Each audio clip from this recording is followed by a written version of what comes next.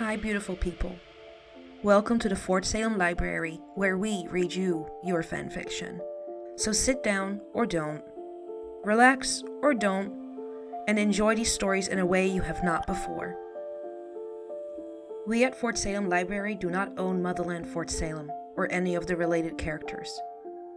The Motherland Fort Salem series is created by Elliot Lawrence and owned by Freeform. This story is a work of fanfiction and is meant for entertainment only. We are not making any profit from these stories. All rights of the original Motherland Fort Salem story belong to Freeform.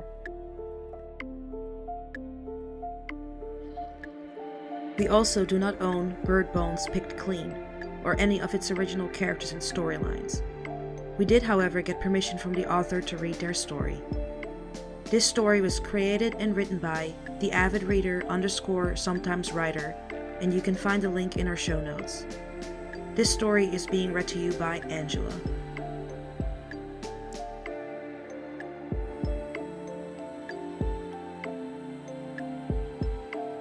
Bird Bones Picked Clean, Chapter 5, Till Death Do Us Part.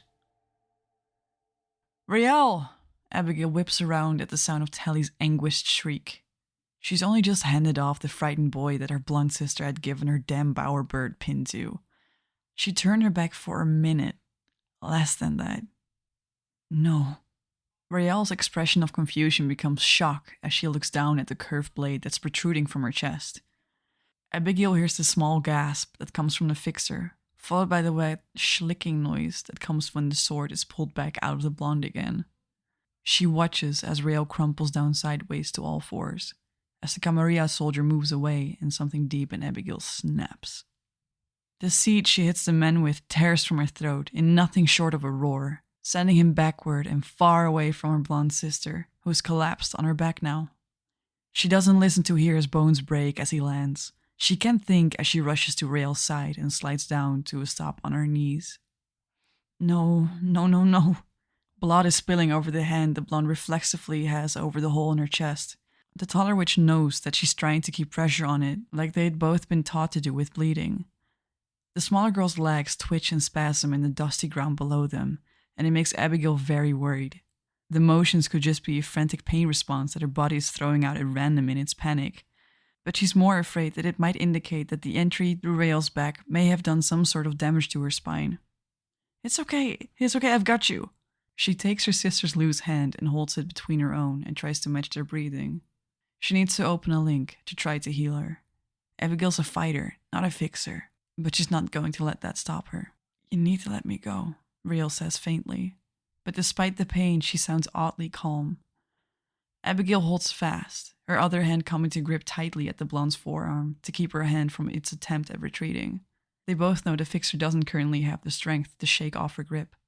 You need to shut up and let me concentrate, the taller witch growls back, her jaw tightening as she tries harder to focus. She doesn't like how at ease her sister sounds. She knows what that means. The blaster feels it as the link opens.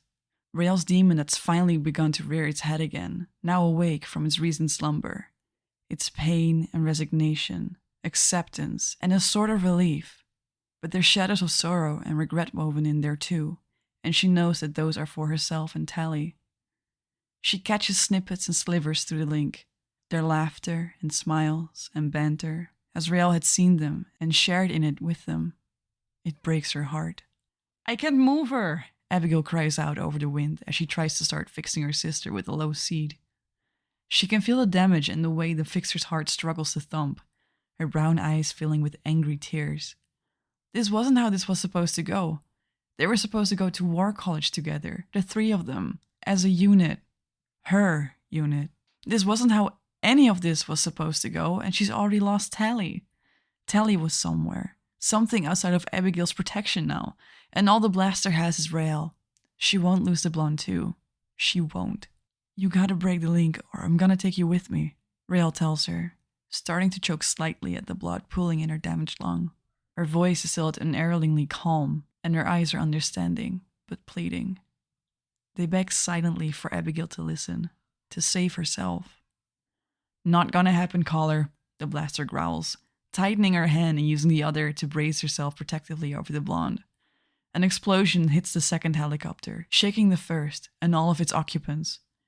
"General, we have to go now," Abigail hears Britt yell from the cockpit. Feeling dizzy, she sways and wavers, her breathing hitching, and she feels lightheaded. Her heart feels like it's staggering and stuttering, like it's the same as the one in the smaller witch's still bleeding chest. Abigail's vision shakes and doubles, and she hears just as much as she feels the solid thump her shoulder makes as it hits the dusty ground when she finally collapses onto her side and then onto her back next to Rael. She doesn't loosen her hold, feeling her life force start to leave her in time with the fixer's own. Through the link, the struggling beat of her sister's heart starts to be the only thing she can hear, the only thing she can focus on. "Go on," Alder's voice orders from somewhere in the distance, and the wind from the chopper blades intensifies around them. Tally's anguished scream of protest is quickly drowned out as the chopper takes to the air, out of range of their attackers. "You always gotta be the hero, huh, Bellwether?" Rael teases weakly. Her voice is so shaky now, and the taller witch feels her gently squeezing her hand as the sound of the helicopter moves away from them. Abigail chuckles brokenly in response, her eyes filling with tears as she meets the fixer's dulling blues. The blonde tries to chuckle of her own at the small but unapologetic smile she sees form on the blaster's lips, but no noise comes out as she struggles to pull air into her punctured chest. "I love you, shitbird." The admission falls from her lips as she hears the staggering heartbeat in her ears start to slow. It's a truth she hadn't realized the depth of until now, until it was much too late, and it brings tears to her eyes that quickly run across the ridge of her nose and down her right temple to pool in the dust. She loves Tally too. The redhead is her sister. But Rael is a shitbird. She's a mess, and she has an attitude. She's brash and blunt, and still seems to hold firm to her resentment of the army as a whole. She still has her problems with authority, but she's smart and she's powerful when she focuses her anger correctly. She's a shitbird and a loose cannon, but she's Abigail's shitbird, Abigail's loose cannon. Abigail watches the blonde's face when she speaks those words. There's not much else to look at, but she also wants to commit it to memory. If this is it, if these are going to be her last moments, she wants them to be etched into her very soul.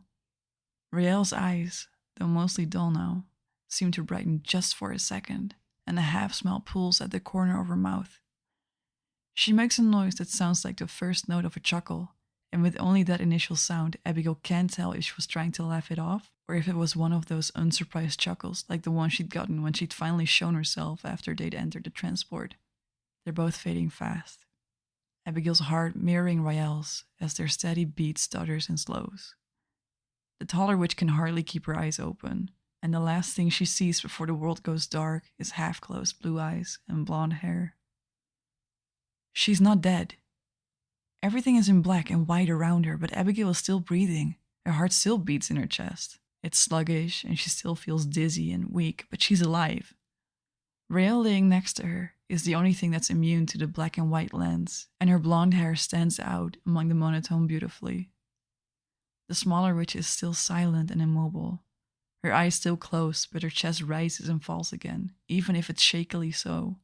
Their hands are still connected, the white glow seeming to emanate outward from their clasped palms. The link is still open, and Abigail assumes that her heart is still the same as Rael's because of it. They're not dead. Abigail has no idea how. They should be. She felt it, felt them die, listened as Rael's heart had finally stopped with her last breath. She feels exhausted, and she squeezes the hand she holds gently, wiggling and shifting, with what little energy she has to curl herself protectively around their clasped hands. She can't help it as she watches Rael's unconscious form for a while, just enjoying that there is a rise and fall of the blonde's chest again, before she closes her eyes once more to try to rest. Something tells her she's going to need all the strength she can gather from this chance at respite. Besides, she can sleep when she's dead. What a great time to put those words to the test.